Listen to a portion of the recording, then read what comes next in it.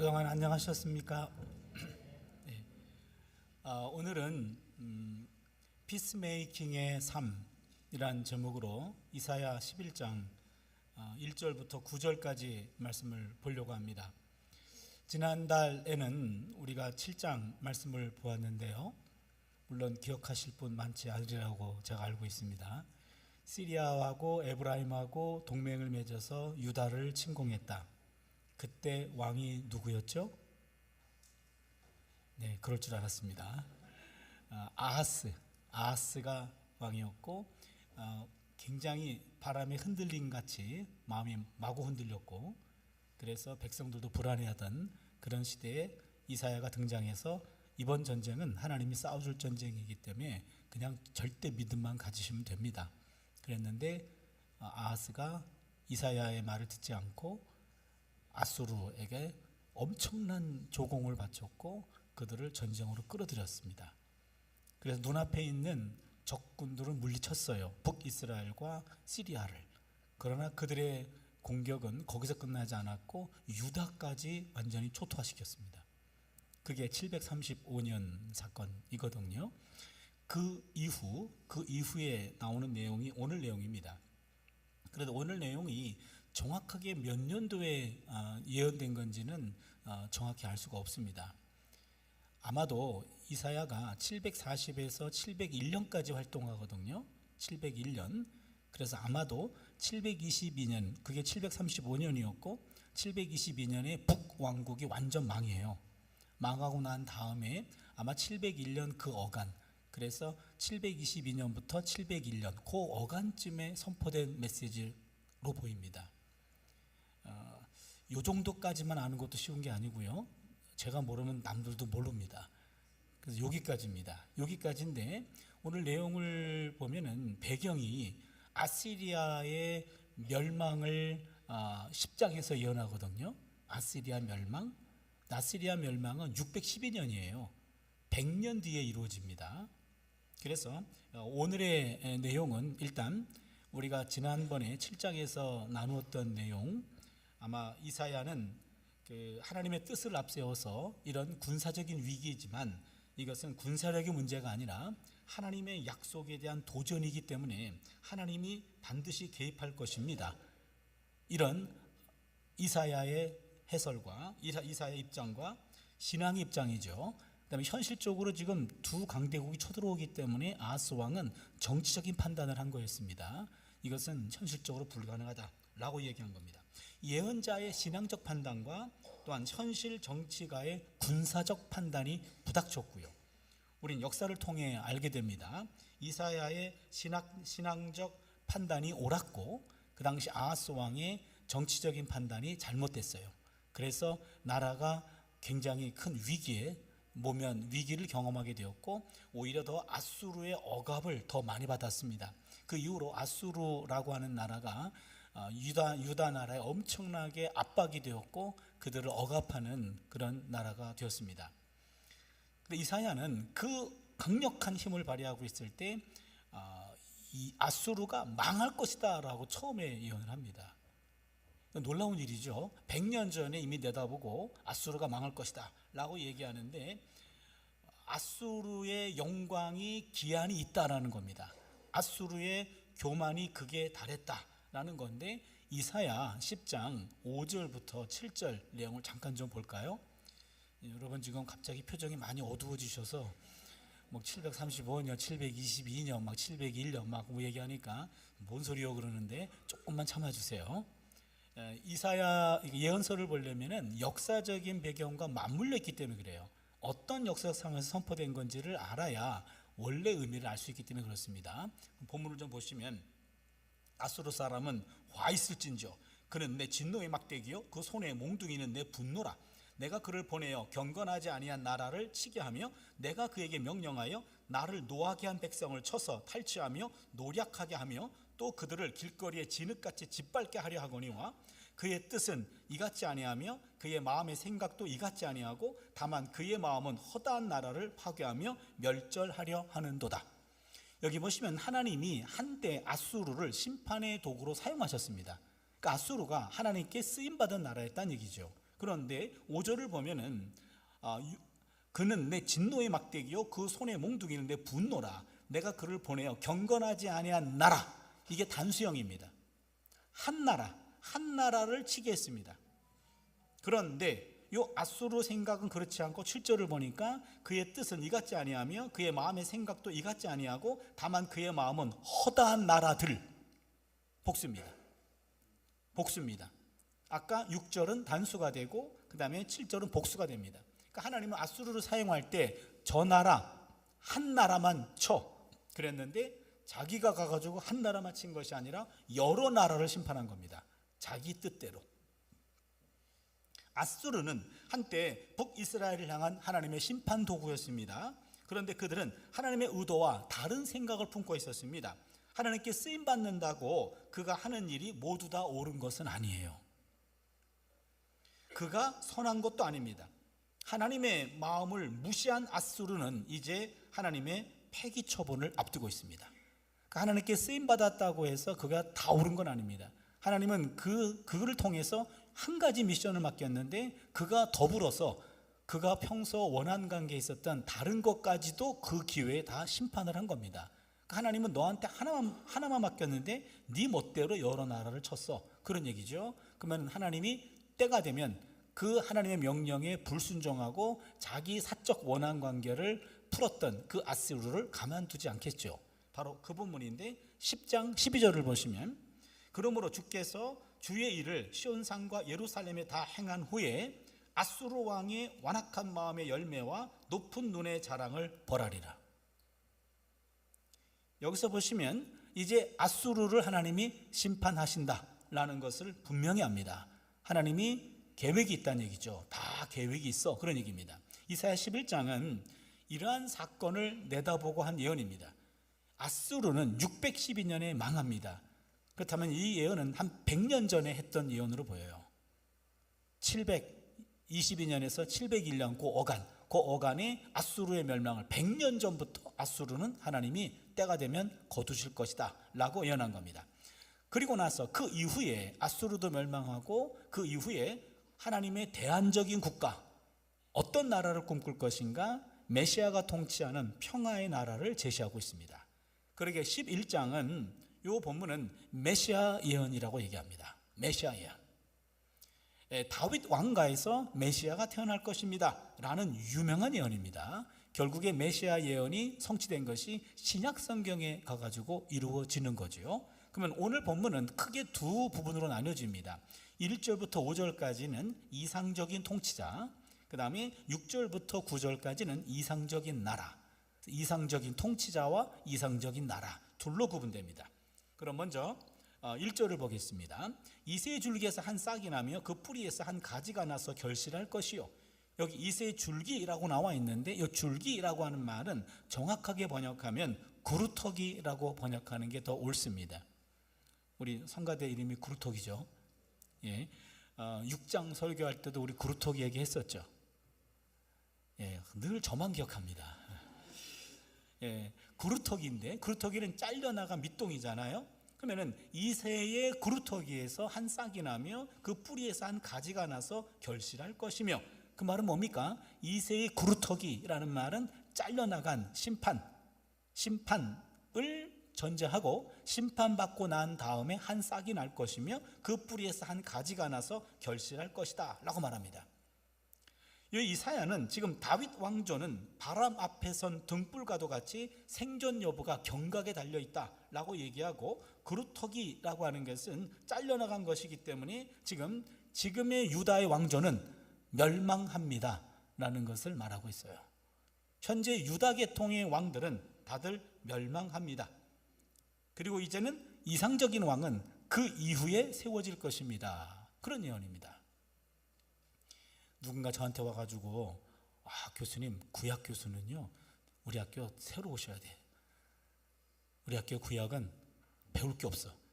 제가 구약 교수거든요. 저한테 그 얘기하면 저보고 저의 모든 걸 부정당하는 거잖아요. 그렇잖아요. 여러분 목사님 앞에 와가지고 이우철 목사님한테 어떤 목사님 너무너무 훌륭하셔가지고요 그런 분이 우리에게 오셔야 돼요. 그럼 아마 이 목사님 가만 안 둘걸요. 저도 가만 안 두거든요. 그러니까 현재 왕이 있는데 이상적인 왕이 와야 돼. 그 말은 현재 왕을 부정하는 거죠. 그렇죠? 그래서 여기서 지금 이새의 줄기에서 한 싹이 나면 그 뿌리에서 한 가지가 나서 결실할 것이요 라고 하는 말은요, 이게 지금 현재 유다 왕들은 기대하지 않고 새로운 왕이 와야 돼, 그런 얘기입니다. 근데 이새의 줄기라는 표현에 주목해야 됩니다. 여러분, 이새는 다윗의 아버지예요. 그러면은 다윗의 아버지로부터 새로 시작한다는 말입니다. 이것도 잘 들어주세요. 새로운 통치자는 다윗의 후손이 아니라 이새의 후손이에요. 그러면 여러분, 이새의 후손과 다윗의 후손이 뭐가 달라요? 생물학적으로는 같은 피 아닙니까? 그렇죠? 그런데 생물학적으로는 차이가 없습니다만 신학적으로는 차이가 있습니다. 무슨 얘기냐면 이새의 줄기, 다윗의 줄기가 아니라 이새의 줄기예요. 그러니까 다윗의 후손에서는 기대가 안 된다는 얘기고, 다윗을 낳은 이새로부터 새로 시작해야 된다. 그래서 다윗과 닮은 사람이 아니라 제2의 다윗이 나와야 된다, 그런 얘기입니다. 다윗의 피를 이어받은 다윗의 후손이 아니고 다윗 자체인 제2의 다윗은 다른 거죠. 그러기에 이상적인 왕은 다시 원뿌리로 돌아가서 다윗을 낳은 그 아버지로부터 새롭게 시작해야 됩니다 라는 예언이에요. 그래서 이새의 줄기라는 말과 다윗의 줄기라는 말은 다른 말입니다. 유다 왕국은 다 다윗의 후손입니다. 그런데 이 다윗의 후손 와서는 안 되고 제2의 다윗 같은 인물이 나와야 됩니다. 그게 바로 1절에서 말하고 있는 거죠. 2절에 보면은 새로운 통치자의 특성에 대해서 말해주는데, 2절을 보시면 그의 위에 야훼의 영, 곧 지혜와 총명의 영이요 모략과 재능의 영이요 지식과 야훼를 경외하는 영이 강림하시리니. 여러분, 이 본문이 이게 영의 아주 그 각종의 영이 다 언급된 유일한 본문입니다. 그리고 혹시 여러분 기도할 때 하나님 내게 성령을 부어주셔서 그러면요, 하나님이 네가 뭘 모르는 것 같은데 영이 한 종류가 아니거든, 좀 골라, 그럴 거예요. 그러면은 지혜와 총명의 영이요 모략과 재능의 영이요 지식과 야훼를 경외하는 영을 주시옵소서. 그러면 얘가 뭘 안 해? 그럴 겁니다. 욕심이 많구나, 왜 다 달라 그러니, 그럴 거예요. 그 중에 하나만 집어, 그러면 지혜의 영, 총명의 영, 이런 식으로 영이 아주 각종 세트가 다 나와 있습니다. 그런데 이전에도 야훼의 영이 다윗에게 머무른 적이 있었거든요. 여러분, 사무엘상 16장 13절을 보시면 사무엘이 기름불병을 가져다가 그의 형제 중에서 그에게 부었더니 이날 이후로 다윗이 야훼의 영에게 크게 감동되니라 사무엘이 떠나서 라마로 가니라. 여러분, 종이 성경을 가지고 오셨으면 지금 성경을 좀 펴시고요, 거기에 사무엘상 16장 13절에 이날 이후로 계속해서라는 말을 넣어주세요. 우리말 성경에 그 계속해서라는 그 말이 빠졌습니다. 굉장히 중요한 단어입니다. 무슨 뜻이냐면 다윗에게는 하나님의 영이 지속적으로 임재했다는 얘기입니다.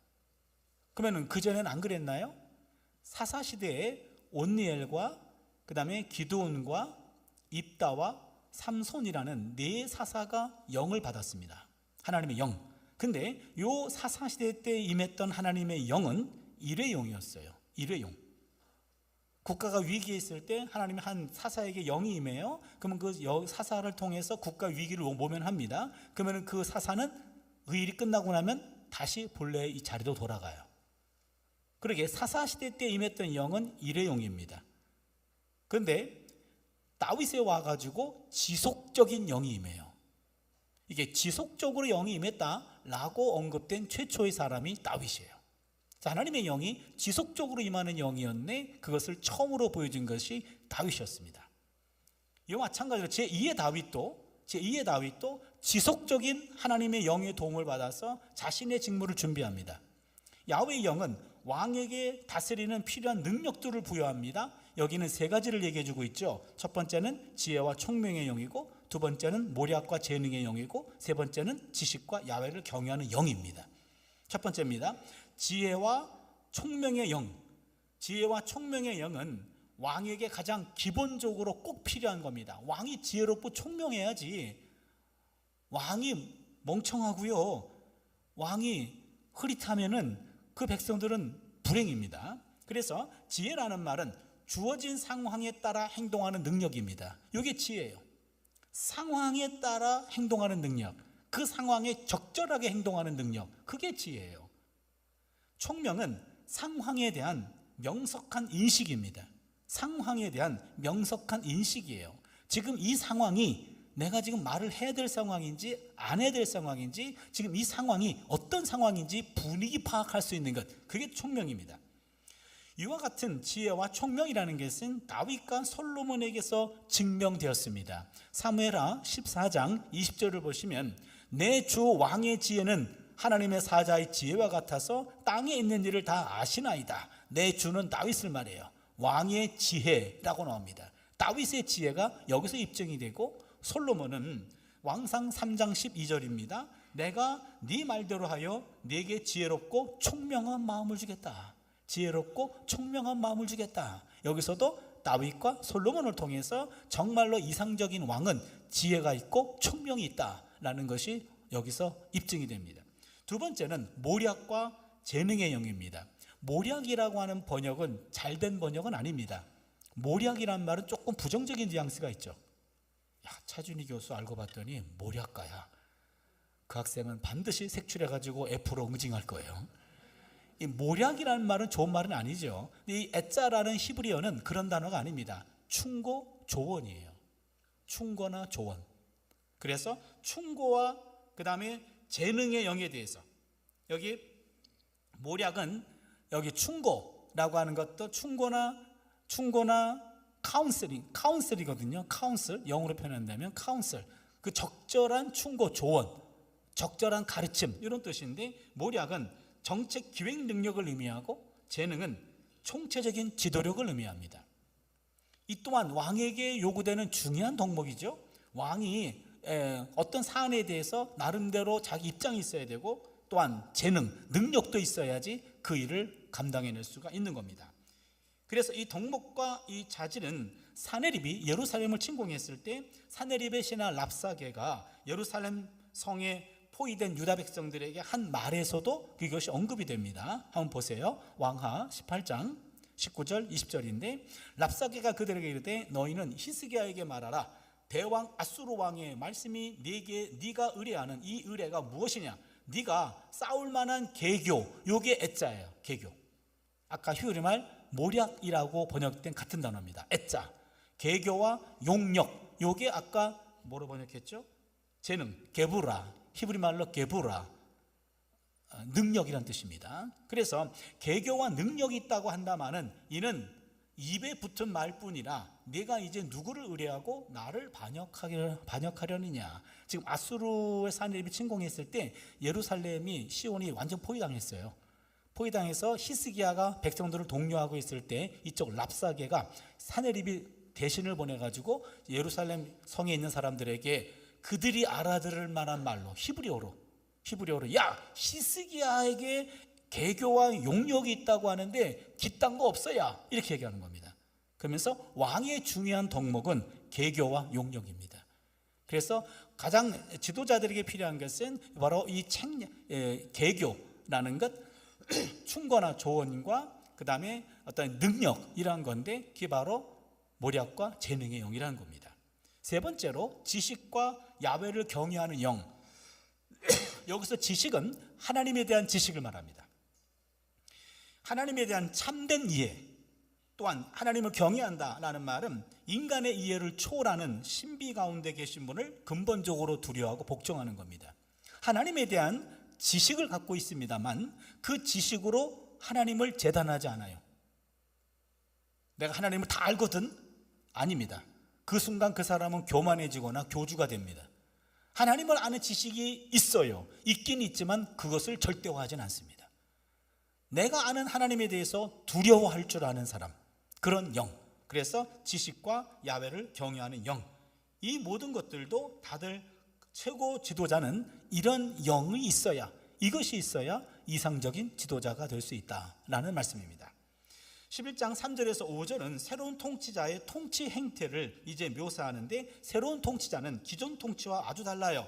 3절을 보겠습니다. 그가 야훼를 경외함으로 즐거움을 삼을 것이며 그의 눈에 보이는 대로 심판하지 아니하며 그의 귀에 들리는 대로 판단하지 아니하며. 여기 보세요. 이상적인 통치자는 먼저 야훼를 두려워하는 것을 가장 큰 즐거움으로 삼아요. 두려워하는 자가 있다는 거예요. 그러니까 내가 두려워하는 대상이 있다라고 하는 것은, 그것은 기가 죽지 않고 기만 꺾이지 않는다면 그거는 내 건강성을 유지해 주는 거예요.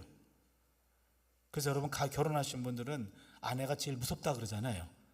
그 건강한 가정입니다. 아내가 우스워 보여요? 위험한 가정입니다. 그래서 목사님들 만나면 항상 가장 두려워하시는 분이 사모님이래요. 그러면 서로가 아주 부정할 수 없는 그런 현실을 인정하면서 마음속으로는 그게 건강한 가정이에요. 두려워하는 사람이 있는 거, 그거 건강한 겁니다. 교만하지 않아요. 그리고 경거망동하지 않아요. 그리고 질주하지 않아요. 브레이크가 생기는 겁니다. 마찬가지로 야훼를 경외하는 것을 즐거움으로 삼고 눈에 보이는 대로 심판하지 않고 귀에 들리는 대로 하지 않아요. 이게 무슨 말이냐면, 세상의 일반 통치자들은요, 재판과 판결할 때 눈으로 본 것과 소송 당사자들이 그들에게 제시한 것을 귀로만 듣고 판단하는데, 이상적인 통치자는 그 진실을 보고 있다는 겁니다. 조금 더 얘기하면, 눈과 귀에 의존하는 판단은 힘 있는 사람과 여론 주도층 중심의 재판을 말해요. 말에 힘이 있는 사람들, 내 말을 들어주는, 주목한 그 사람들의 말과 행동은 눈에 띄고 귀에 잘 들립니다. 그러나 가난한 사람들의 억울한 일은 왕의 귀에까지 들리지 않아요. 눈에 포착되지도 않아요. 미미한 존재입니다. 그러기에 힘있고 언론 주도층이고 말빨이 있는 사람, 그런 사람들의 이야기만 듣고 판단하는 것이 아니라 들리지 않는 곳, 보이지 않는 곳, 그곳까지도 보면서 판단하는 사람, 그게 바로 이상적인 통치자라는 거죠. 새로운 통치자는 이러한 인간 사회의 모순과 폐단을 익히 알고 있기 때문에 공평과 정의를 실행하기 위해 노력합니다. 4절을 보시면, 공의로 가난한 자를 심판하며 정직으로 세상에 겸손한 자를 판단할 것이며 그의 입에 막대기로 세상을 치며 그의 입술의 기운으로 악인을 죽일 것이며. 4절에서 상반절은 가난한 사람들에 대한 재판을 말하고 하반절은 악인에 대한 재판을 말합니다. 이상적인 통치자는 가난한 자를 공의로 심판한다. 이 심판한다라는 말이, 이것은 재판하다, 판결하다, 그런 뜻입니다. 그래서 가난한 사람들을 제대로 판단해주고 정직으로 세상의 겸손한 자를 판단할 것이며, 그러나 악인들에 대해서는 그의 입에 막대기로 세상을 치며 입술의 기운으로 악인을 죽일 것이다. 그래서 의인과 악인을 구별해서 제대로 판단할 것이다. 그런데 중요한 것은 여기 또 하나 보면은요, 지금 입에 막대기로 입술의 기운으로, 입으로 심판한대요. 이건 무슨 얘기입니까? 새로운 통치자는 무력이 아닌 입의 막대기와 입술의 기운이라는 문력으로 가르친다는 겁니다. 계엄 같은 공포 정치가 아니라 언로가 열려 있고 말이 통하는 정치를 말합니다. 말이 통하는 통치를 말합니다. 즉 공의와 성실, 5절을 보시면 공의로 그의 허리띠를 삼으며 성실로 그의 몸의 띠를 삼으리라. 공의와 성실로 세상을 통치할 것입니다. 그러면 3절과 5절에 언급된 이런 사명을 볼 때 이상적인 통치자는 왕적인 인물로 볼 수 있습니다. 그는 다스리는 자이지요, 재판하는 자입니다. 가난한 자들과 빈핍한 자의 인권을 보장합니다. 악인을 견제합니다. 악인을 억제합니다. 성실과 공의의 옷을 입고 있습니다. 사회 정의를 확보해야 하는 자입니다. 그러기에 이런 이상적인 통치자가 도래하면 이제 6절부터 9절까지는 이상적인 나라가 펼쳐지는데요, 아주 유명한 본문이 나오죠. 여기 보시면은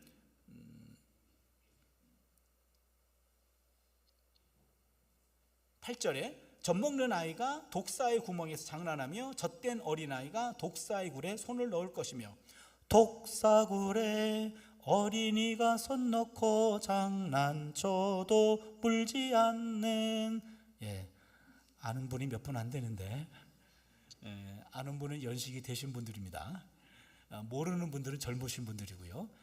주일학교 때 많이 불렀던 노래죠. 독사골에 어린이가 손 놓고 장난쳐도 물지 않는 잠사랑과 기쁨의 그 나라가 속히 다시 오리라. 이 찬송인데요.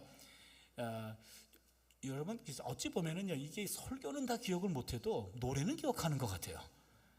그래서 노래 많이 부르는 게 훨씬 좋은 것 같아요. 그래서 힘들고 그럴 때는 교회에서 따라 불렀던 그런 노래, 그런 찬송, 그런 CCM 이런 것들이 훨씬 더 우리 마음속에 젖어들어 있는 것을 느낍니다. 이럴 땐 내가 왜 설교하나 싶어요. 여기 보시면 현재 모든 피조물들은 인간의 죄로 말미암아 모든 관계가 다 완전히 깨져버렸어요. 여기 보면은요, 지금 인간과 동물의 관계가 여기서는 깨졌잖아요. 깨진 것이 회복이 되는데, 원래 동물과 인간의 관계는요, 원래 서로 물고 뜯는 관계가 아니었습니다. 창세기 1장 30절을 보시면, 내가 땅의 모든 짐승과 하늘의 모든 새와 생명이 있어 땅에 기는 모든 것들에게는 내가 모든 푸른 풀을 먹을 거리로 주노라 하시니 그대로 되니라. 무슨 얘기입니까? 인간과 동물 모두 초식 동물이었습니다. 에덴 동산에서 모든 인간과 동물은요, 초식 동물이었어요. 육식이라는 것이 전혀 없었습니다. 대홍수가 일어나고 난 다음에 인간과 동물의 평화가 깨졌습니다. 그것이 바로 창세기 9장 2절에서 3절이죠. 모든 산 동물은 너희의 먹을 것이 될지라, 채소같이 내가 이것을 다 너희에게 주노라. 홍수 이후로 단백질이 허용이 됐어요. 그 이전에는 콩으로 단백질을 취했겠죠. 아무튼 6절과 8절을 보면 인간과 동물이 서로 화평하는 모습이 묘사되어 있습니다. 새로운 통치자가 다스리는 나라는 이리와 어린 양과 함께하는 공동체입니다. 표범이 어린 염소와 함께하는 공동체입니다. 송아지와 어린 사자가 함께하는 공동체입니다. 살찐 짐승과 어린아이가 함께하는 공동체입니다. 암소와 곰이 함께하는 공동체입니다. 암소와 곰 새끼들이 함께 뒤둥그는 공동체입니다. 사자가 소처럼 풀을 먹는 세상입니다. 젖 먹는 아이가 독사 구멍에서 장난치는 세상입니다. 젖된 아이들이 독사의 굴에 있는 새끼들과 장난치는 세상입니다. 이런 새로운 세상은 동물들과의 공존 자체를 말하는 것이 아니라 동물로 인한 상처와 위험이 제거되었다라는 것을 말합니다. 한마디로 말하면 가장 이상적인 세상은 약자가 강자를 두려워하지 않는 세상입니다. 약자가 강자를 두려워하지 않는 세상, 이게 가장 하나님이 원하시는 세상입니다. 그래서 이사야 65장 25절을 보시면, 이리와 어린 양이 함께 먹으며 사자가 소처럼 짚을 먹을 것이며 뱀은 흙을 양식으로 삼을 것이니 나의 성산에는 해함도 없겠고 상함도 없으리라. 야훼께서 말씀하시느니라. 그렇다면 저는 이 11장을 읽을 때마다 이사야 대단한 사람 같아요. 이런 세상을 꿈꾸고 있는 거잖아요. 이러한 세상은 힘 있는 자들이 힘을 내려놓는 데서 시작됩니다. 힘 있는 자들의 힘 내려놓기, 즉 자기 비움에서 시작됩니다. 이리들이 어린 양과 함께 거하기 위해서는요, 이리가 가지고 있는 포악성을 버려야 됩니다. 표범이 어린 염소와 함께 누워 살기 위해서는 표범의 맹폭성을 포기한 겁니다. 사자가 송아지와 함께 거하기 위해서는요, 사자의 육식성을 버린 겁니다. 살찐 짐승이 어린 아이에게 이끌리는 세상에 살기 위해서는요, 짐승의 야수성을 버린 겁니다.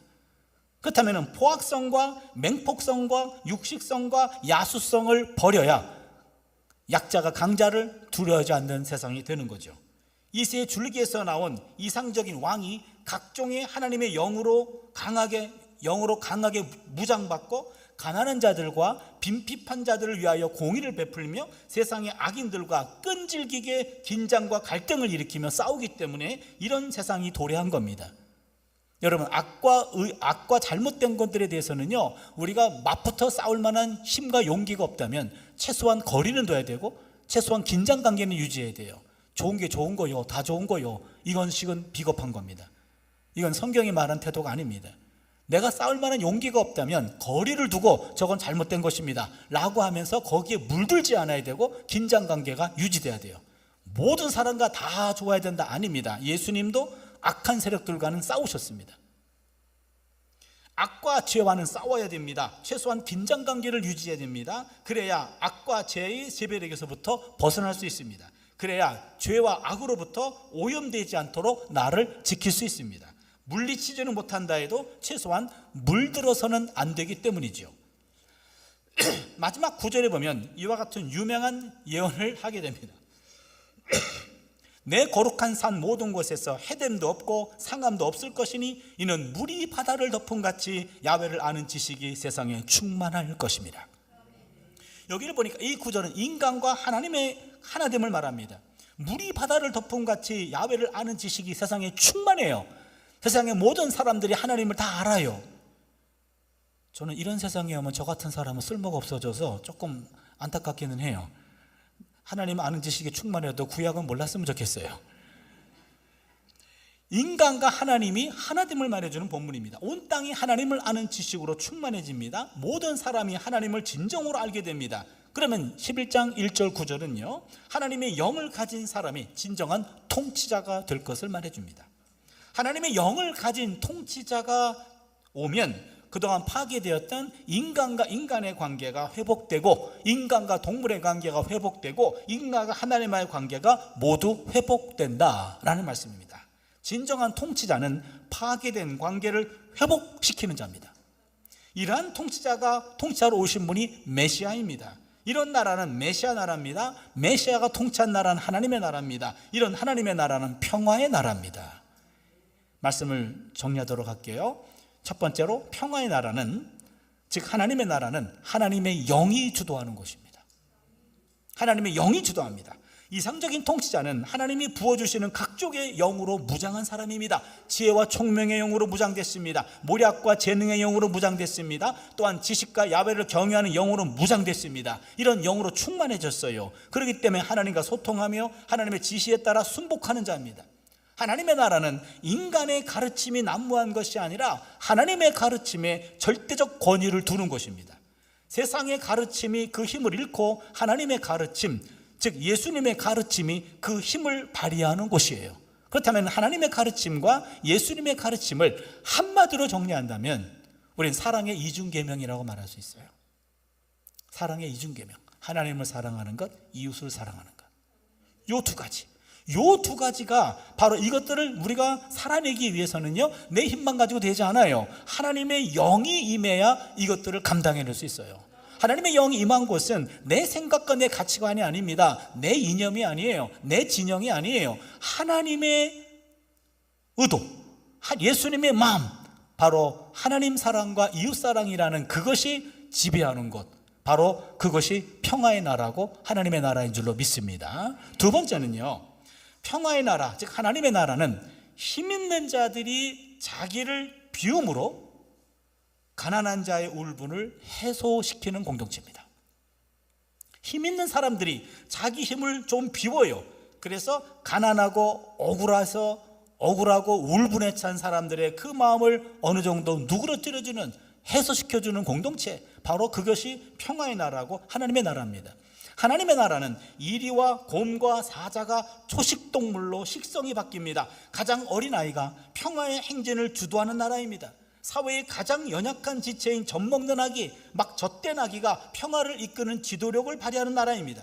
가장 빈핍하고 가난한 자들이 그들의 억울함이 신원되고 해소가 되는 나라이죠. 이러한 일들은 힘 있는 자들이 힘을 휘두르거나 과시하지 않고 그 힘을 내려놓을 때 가능해집니다.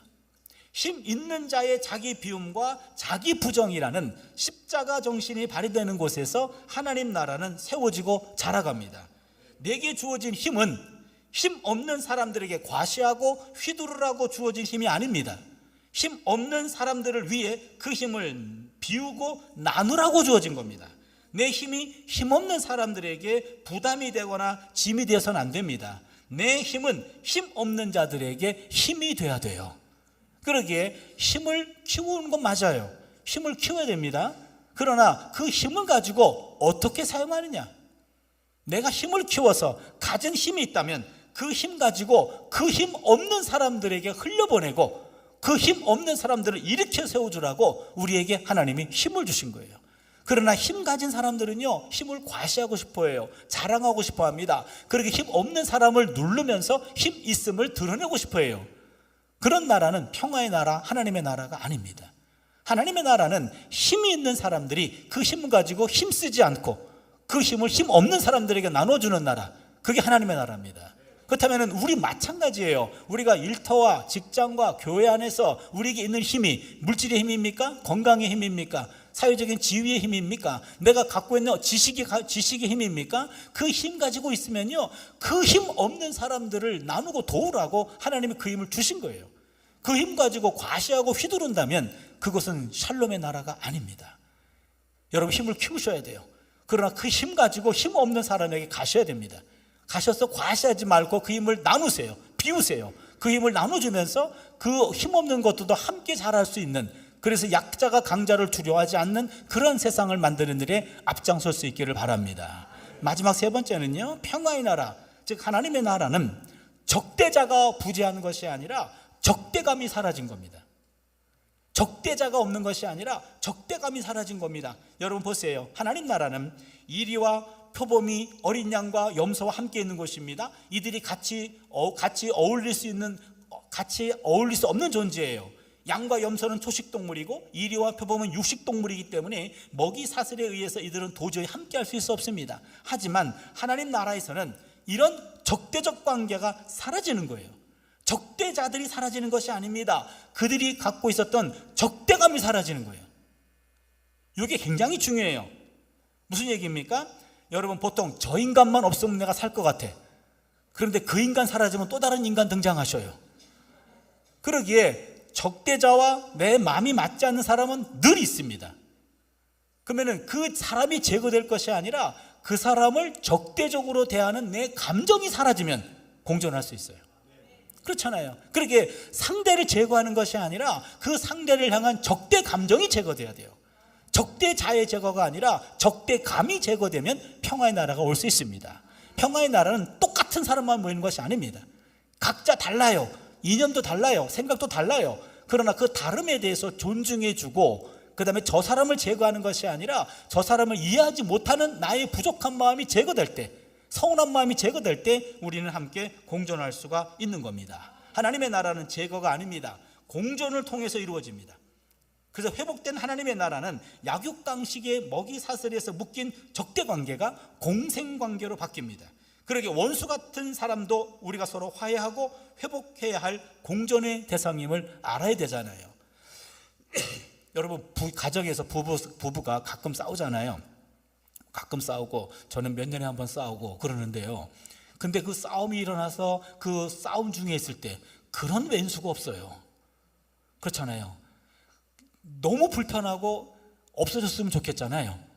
그렇잖아요. 근데 그 적대감이 사라지면 그런 분이 없잖아요, 또. 그렇죠. 그러기에 두 사람의 존재가 문제가 아니라 존재 속에서 오는 감정이 문제라고요. 그 감정의 문제, 적대감만 사라지면 모든 사람과 서로 생각은 달라도 함께 우리는 평화로운 관계를 유지할 수가 있는 거죠. 오늘 유대교에서는요, 이사야가 예언한 이 메시아가 아직도 오지 않았다라고 기다리고 있습니다. 우리는 이 메시아가 왔다라고 우리는 민식하고 믿고 있습니다. 이 메시아가 바로 예수님이죠.